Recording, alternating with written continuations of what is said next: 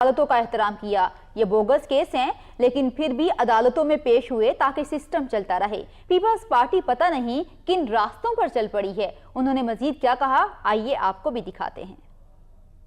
عدالتوں کا فیصلہ تحفظات کے ہوتے ہوئے بھی قبول کیا تاکہ سسٹم کو نقصان نہ پہنچے۔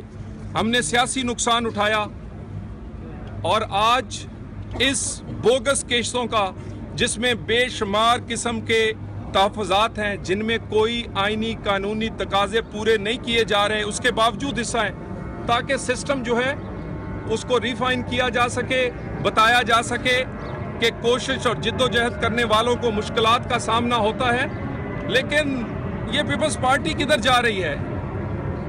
یہ کس کی سن رہی ہے؟